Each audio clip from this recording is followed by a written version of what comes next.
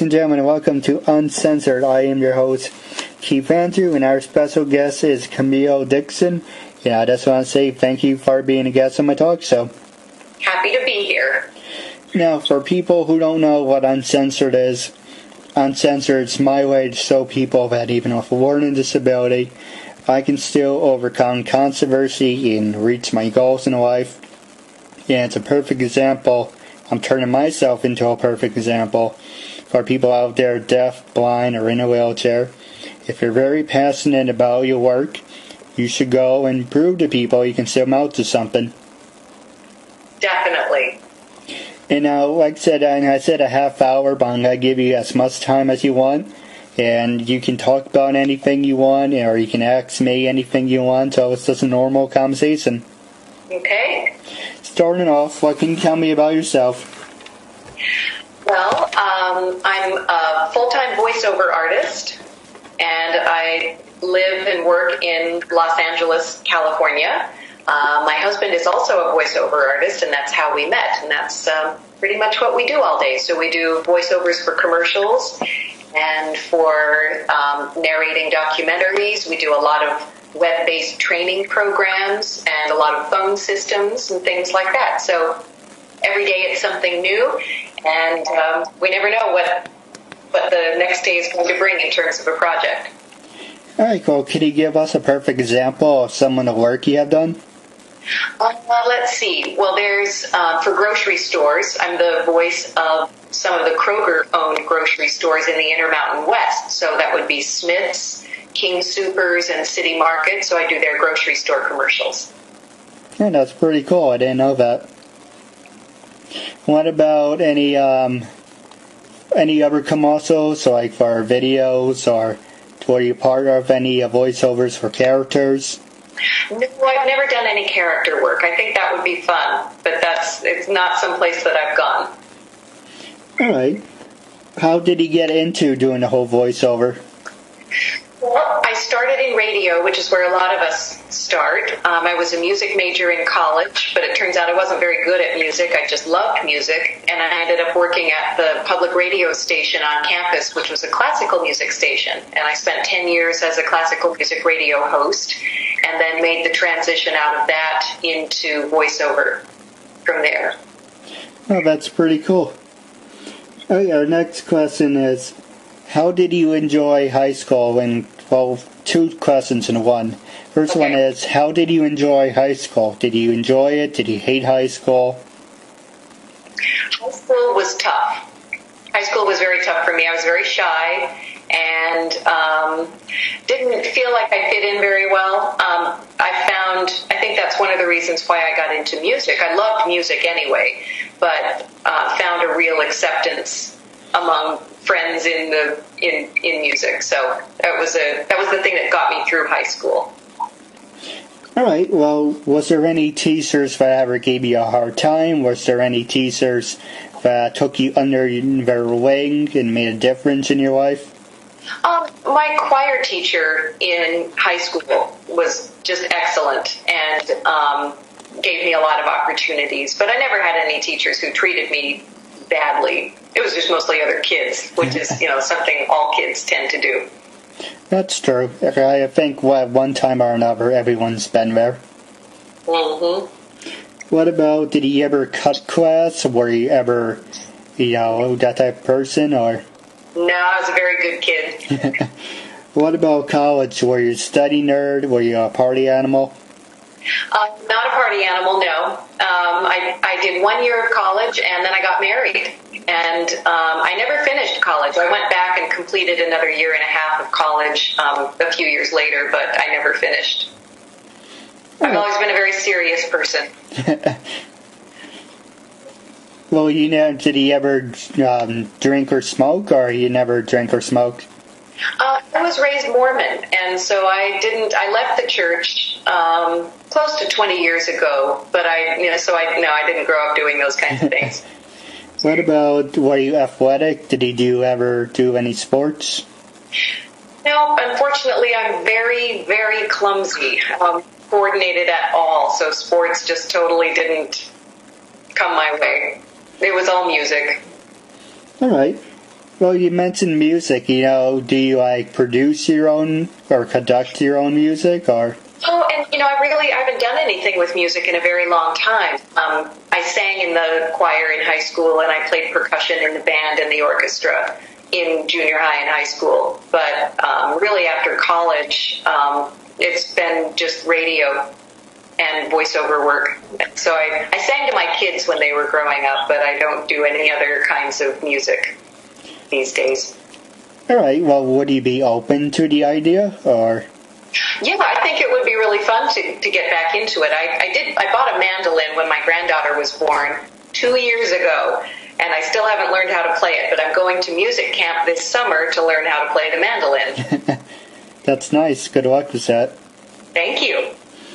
Now, when you said, I mentioned sports, but did you ever win any awards for anything, or were you a part of any clubs? No, not really. I was just one of those kids I kept to myself. I kind of did my own thing and, sailed through sort of unnoticed, which in a lot of ways is kind of sad, but I think, I just was one of those late bloomers that in high school it wasn't meant to be my time. All right. Well, what about our next subject? A lot of people seem to like this one a lot. It's called Ask a Woman. Don't ask me how I even came up with that. I was one day I was just I was debating about subjects. I want to be different from other medias, and I was like, well, why not make a subject say Ask a Woman? No one has done that one. Okay. So I just, some people said I just pulled it out of my ass, so I just made it up. So I'm going to ask you a bunch of woman questions, and you can answer however you want. Okay. If you could have a dream date with any famous person, now or from the past, who would it be? Let's see. Well, first of all, it would be I know this is going to sound really corny, but it would be very hard to find anybody who would be cooler to go on a date with than my husband. He's amazing. So, but I guess if I had to choose someone, I might, go way to the past. I think Cary Grant could be interesting. All right. So, for me, I would say about Lucy Liu. I think my husband would agree with you on he would probably choose Lucy Liu. What about, and this one is, you don't have to drink or, it's just one of those things. If you could have a drink with anyone in history, who would it be? Who would you want to have a drink with? Let's see. There's a lot of great choices there. I think,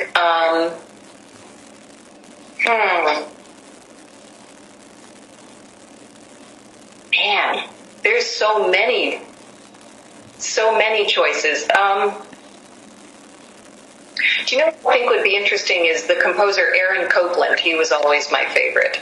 He died 25 years ago, so he's sort of in our recent past culturally, but I think that he would be very, very interesting to sit and talk to.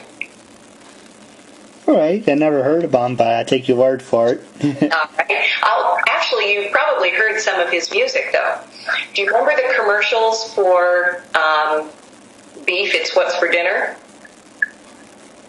Kind of. It did. An announcer that said, "Beef, it's what's for dinner." The music in there is kind of kind of this hoedown with music. That's a piece that he wrote. Well, if you have a link to it, I'd be more than happy to see it. I don't know. You may be able to find it on YouTube. It's been a long time since it was on the air. But anyway. Yeah. Our next 4 questions are pretty similar, so it's not to sound redundant. But if you could, I'll start off with the easy ones. But if you could recommend your favorite perfume to people, what would it be?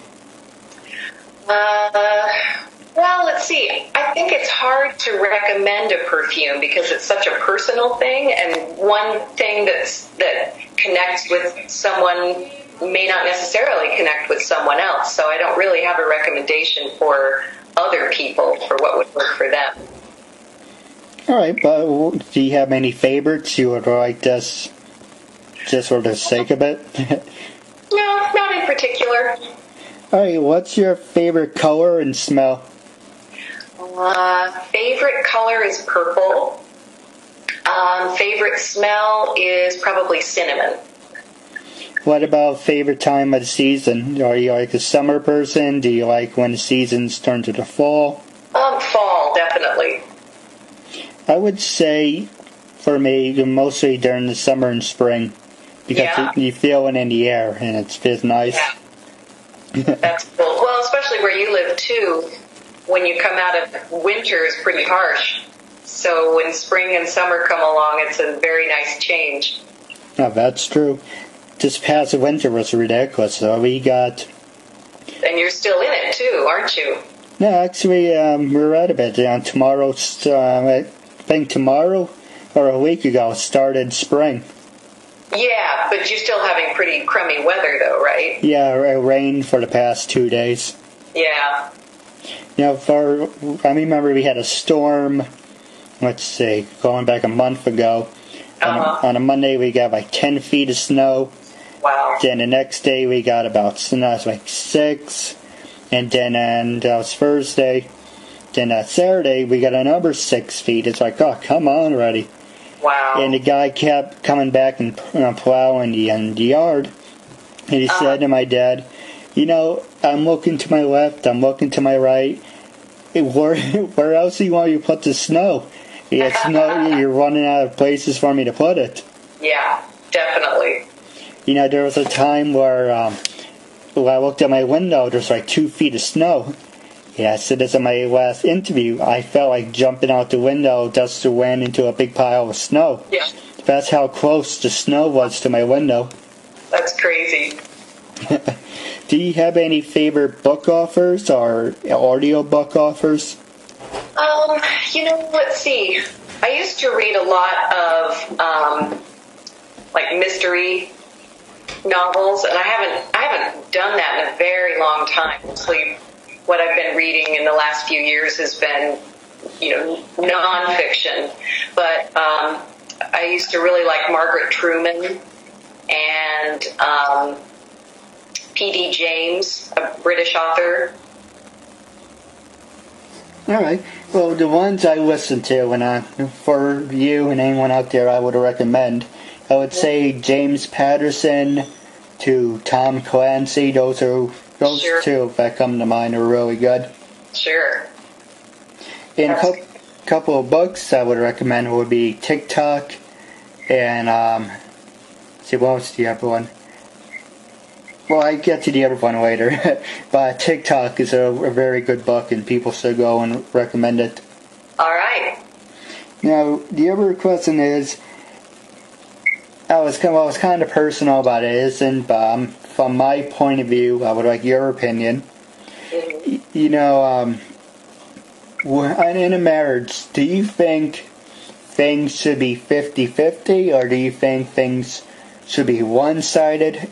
Like for yourself, for example, how would you describe your marriage? We are total partners, and this is a second marriage for us. We both were married once before to other people. So we feel like we learned a lot from the mistakes we made in our first marriages.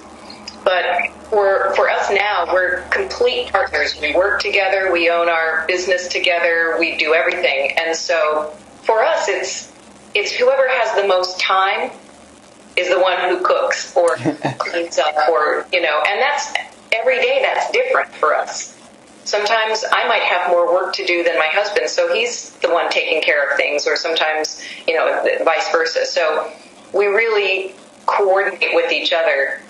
But I never have to ask him for help around the house or things like that. He's very, very conscientious, and then emotionally, he's totally there. We were friends first, and that makes a huge, huge difference. So I think, it's every couple is different, and they have to divide things up differently. I think if we were younger and we were having children together, because we already had our children in our first marriages, it might be a different dynamic. We might have things a little more clearly laid out as opposed to just sort of taking each day as it comes like we do now. So,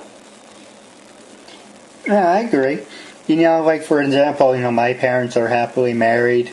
My grandparents were happily married. But there's some cases, my two brothers, one's getting married and the other unfortunately got a divorce, and it always seems to be one-sided. Like there was a time where, there was something where it was what the wife wanted and the wife didn't get her way, she would have a temper tantrum, or it always has to be her way. And so I've been thinking about getting a girlfriend. I would like to get a girlfriend, but I want it to be 50-50. I want to be like my parents and my grandparents who are happily married. I don't want it to be, one-sided where, it's what I say goes or what she says. So yeah. No, it's true. It's something that you have to be aware of what the other one really wants and needs, and be willing to give that to that other person without becoming someone other than who you really are. So. It's funny that my friend, every time he calls his wife, he used to yell in the background, "Are you on the phone again? Hang up the phone!" Like every time he would call to see how I was doing, his wife would be on the other end. "What did I tell you about calling people? Hang up the phone!" Wow. So they have a few things they need to work out, don't they? Somebody feels like they're not getting what they need. Or you, just for an example, like, if you were ever on the phone, would your husband ever get on the other side and you start yelling at you, get off the phone? Never. Never. And I wouldn't do the same with him either. If he's talking with someone, it's because he's made a conscious effort to, connect with a friend or work with a client or, and I have complete and total respect for that, and he would with me as well. All right. Our next subject is now entering the political side. You can answer the ones you want or pass on the ones you don't want to. Okay. And this one seems to be a big thing on media. Well, it was on the media until the Russian thing happened, but I'll get to that in a little bit. But where do you stand on women's rights? Well, I feel the way I think a lot of people feel in that, we have a constitution that covers the rights of everyone. And I agree that we don't always interpret those laws in the best possible way for everyone. And there are groups, women being one of the, we tend to talk about women and minorities. And I think that sometimes we tend to put women and minorities in situations where, we're not being paid equally for equal work and things like that. But I do feel that we have the laws in place to make all of that possible. We just need to educate ourselves about, what that really means to create, it's more of a human rights issue as far as I'm concerned. No, I agree. And I don't think, you should label one group of people just because you can. I think, God created everyone equally, and everyone should be treated the same, and that's basically how it should be for everything. Sure. And now, do you think, people are just being sexist or just being assholes, when they talk about women serving in the Army, how do you feel about women serving in the Army or being firefighters or being cops? How do you feel about that? I don't have a problem against that. Oh yeah, no, I don't have any problem with that whatsoever. I think we do have a long way to go to change attitudes, because a lot of men feel, that they can't be who they are when they're in those types of groups. My first husband was in the Army for a short period of time, and I think that I don't know. I guess I'm not really sure exactly how to answer that question, how to make it better for women in those types of jobs. but I don't have any problem with a woman going for any type of job. I think we're all pretty darn capable. That's true, and that's the same way I feel about it. Our next subject I wanted to talk to you about would be about gun control. And I was like, I said this in my past interviews, and I said, anyone who's a felon, criminal, or, gangbanger, I tell people they should be on a list. Or anyone who's mentally disturbed or drug addict, they should be on a list of people who should be banned from getting their hands on firearms. And a lot of people say, that's true, but then you have to go in their Second Amendment rights, and it's a right to have to defend yourself. How do you feel about it? Well, I don't have any, real strong opinions about gun control, but I think that one of the things that has happened to us is that we have, the Constitution was written and the Second Amendment put in to protect us, to give us the right to protect ourselves against, a tyrannical government. And I think, though, traditionally and culturally, though, we've gone to interpret that to mean that we can protect ourselves from anything or anyone. And I think as Americans, that's something that's pretty unique to us, and which is a good thing. But then on the other side, it can become a bad thing because now weapons are so ubiquitous. They're just something that we live with all the time, and we feel that we do have the right to have them all the time. I think it would be great if there were a way to keep them out of the hands of people who really shouldn't have them. But I know, several comedians have said that what we ought to do is make bullets cost $5,000 a piece. Don't ban guns, just make bullets really, really expensive. So I think that sounds like a good idea. Well, do you ever joke guns don't kill people, animals with guns kill people? I think there's a lot of truth to that, too, sure. It's ridiculous. And do you think the video games have a big impact out there, too? I don't think so. I think that video games are something that people do so that, they do all of these things in sort of a fantasy setting so that they don't do those things in real life. I don't think they necessarily cause someone to go out and do violence. I think that's one of the purposes of games. That's true, and I tell people, when you're upset or you're annoyed, you should play one of those fighting games or wrestling games, and it's a good way to get your hostility out. For example, if you were mad at your husband, you would create him in a video game and you would beat him up. because, I guess so, but I can't imagine being mad at him like that. Well, but I know what you're saying. But, that's for example, and it's good because, it's a video game, it's pretend, and then you're visualizing and your hostility out. Unless you do it in reality, and then you get arrested and this and that. But, I think people who do act out violence are going to, whether or not they participate in video games. I don't think that that's something that's just my own opinion, though. No, I agree with you, but I think if anyone out there, is upset about the mailman, then in the game you can create a mailman and take your hostility out, but just looking for that's ways to, and they tell you that there's other ways to vent your hostility out there, that, sure.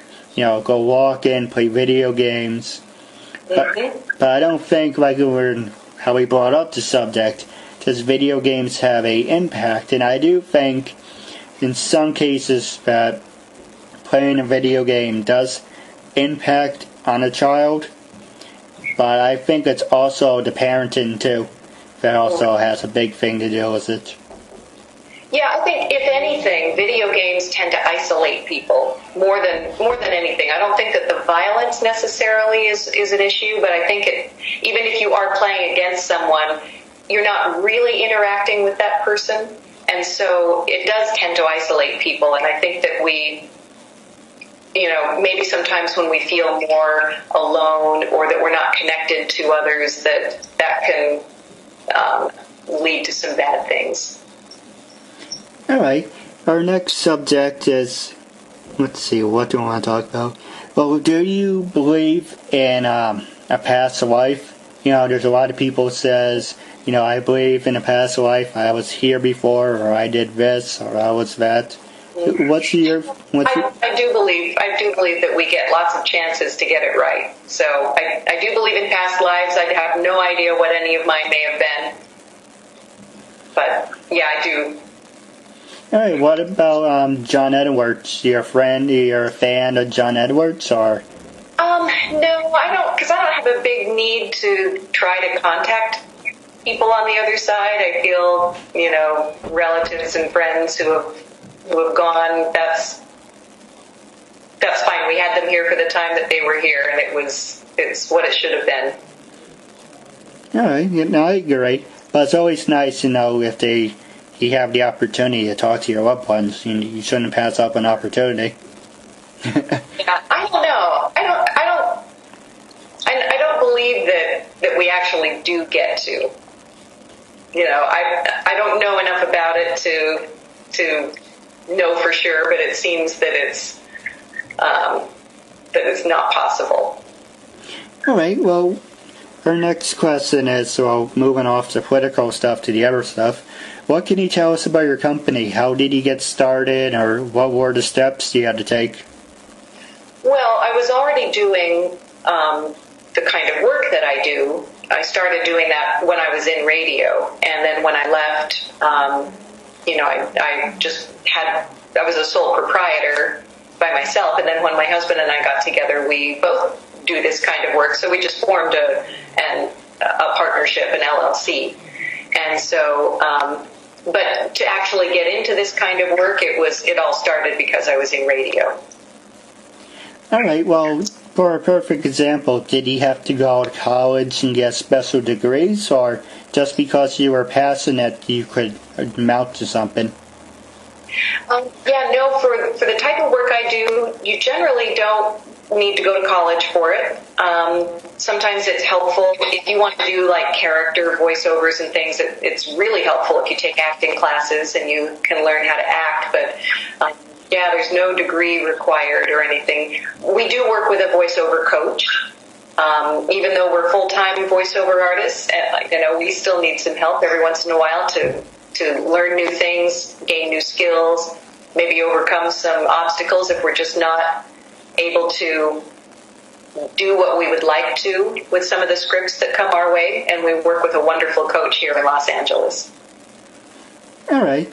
Well, what else is it just you and your husband, or do you think eventually your company will expand and you can hire other people, or?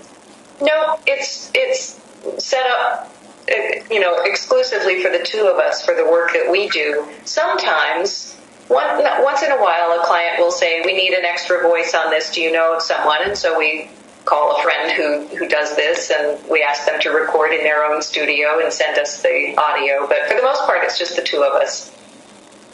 All right. Well, the next question I was going to talk to you about is, how did you feel, before I get to this one, I'm going to mention, past couple of days you guys been getting the earthquakes in LA.